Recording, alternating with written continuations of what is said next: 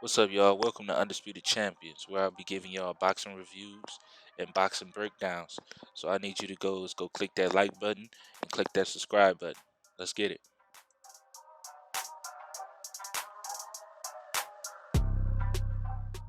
Why is Terence Crawford the greatest fighter that ever lived?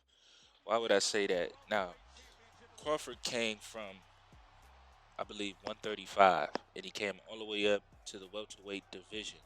And all he's had in this division so far is stoppage after stoppage after stoppage. This guy is unstoppable, and I don't see nobody stopping him or even coming close to stopping him.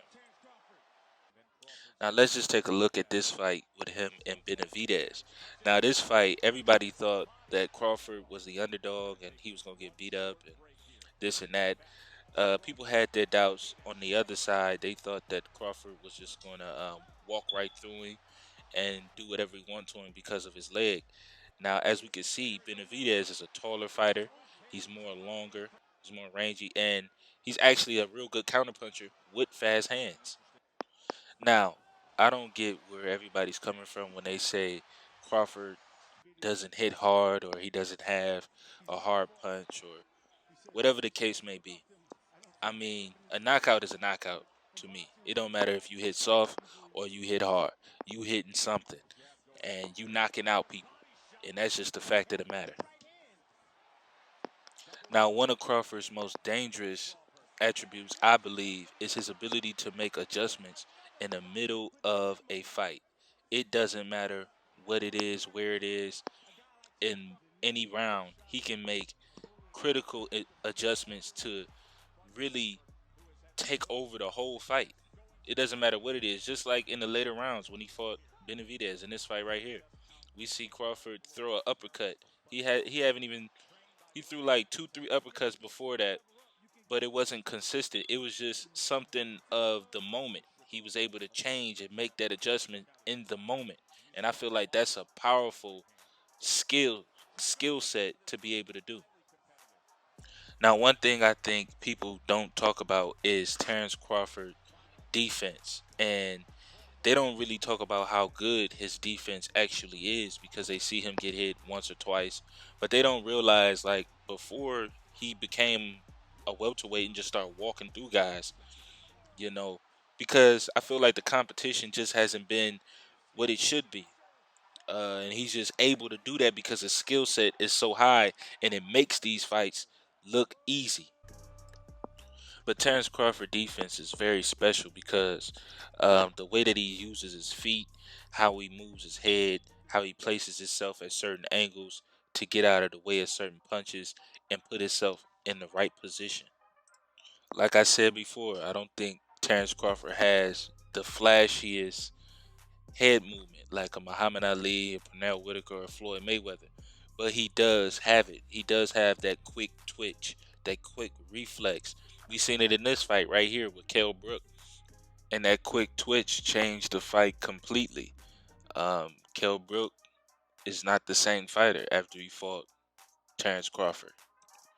But now let's talk about Terrence Crawford finally filling out into the welterweight class. Because when he first came up, he was a little scrawny, he was a little skinny, but now he's full. Look at the back. Look at his back. He has muscle now. Everybody don't have big arms and big chests, um, and they're still strong.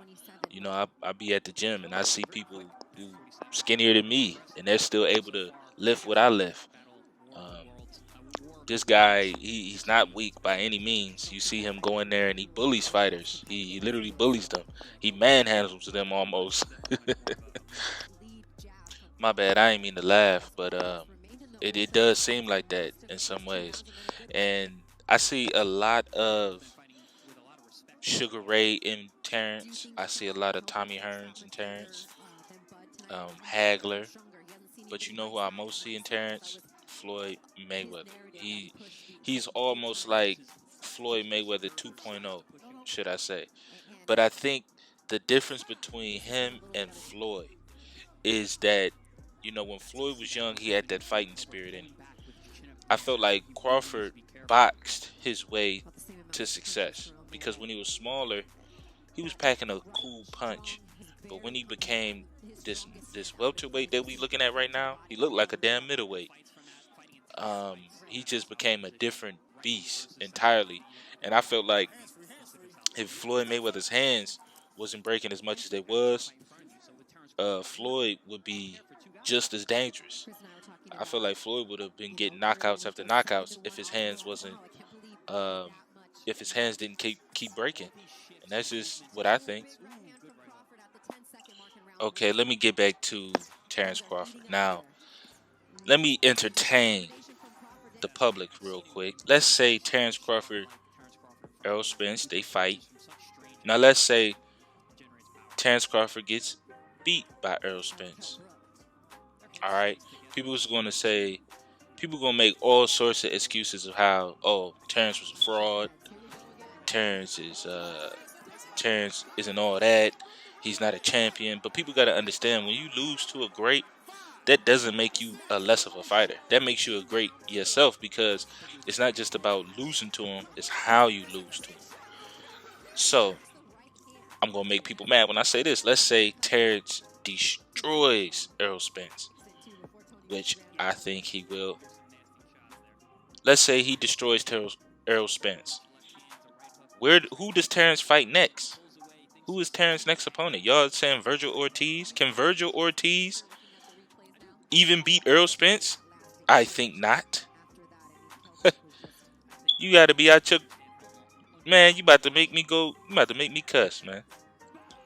You gotta be out your damn mind to think that Virgil Ortiz can beat Earl the True Spence. Now, am I saying that Earl can beat Crawford? I don't know. We're gonna have to see. I don't think he can. I don't think he can. But do I know that for sure? No, no one knows anything for sure. But let's say Terrence Crawford does beat Errol Spence and he destroys him. Who does he fight next? Does he fight? Does he go up in weight? Does he fight the Charlos? Does he fight Canelo? Which I think he would give Canelo hell. I think Crawford would give Canelo hell.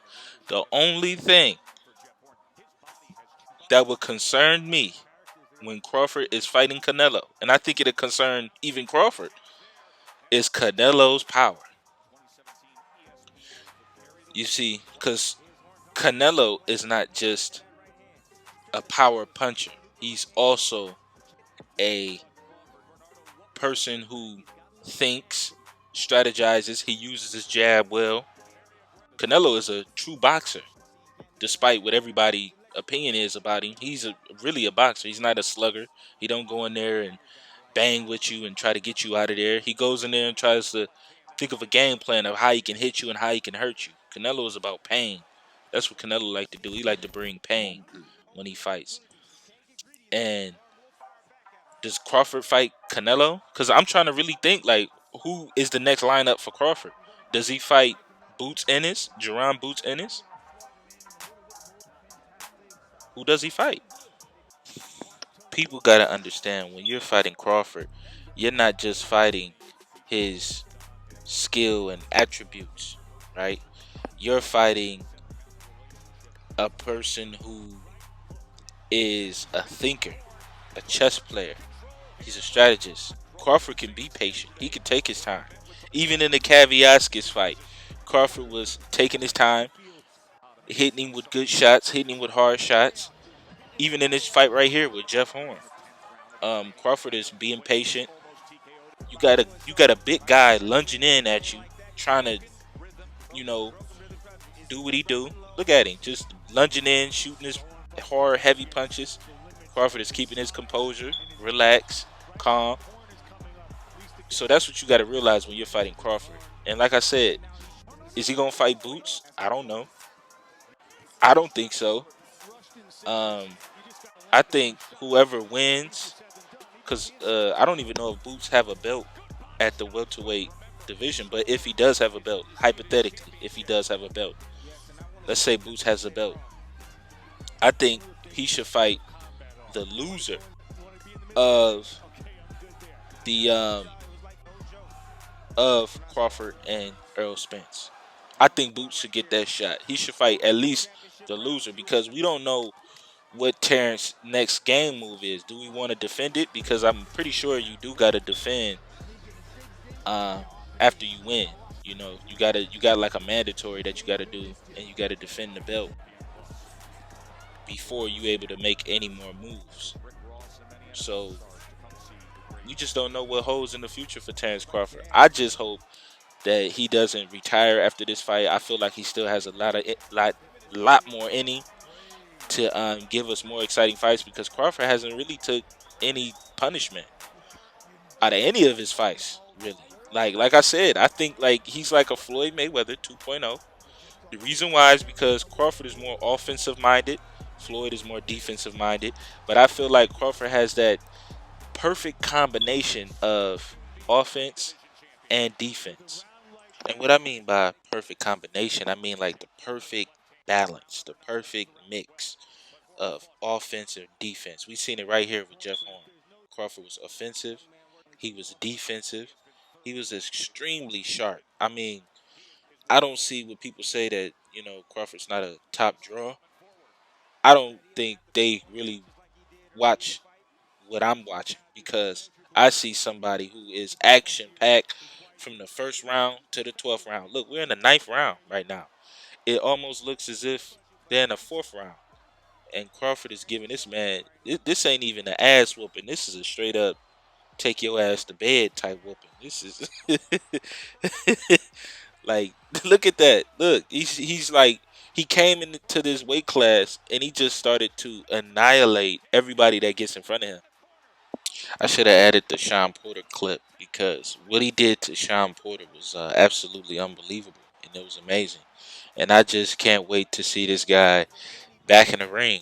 I mean, he had a long layoff and we should welcome him back with open arms because he's absolutely incredible. But yeah, this is it. Subscribe to Undisputed Champions where I give you boxing reviews and breakdowns. Let's go. I'll see y'all later.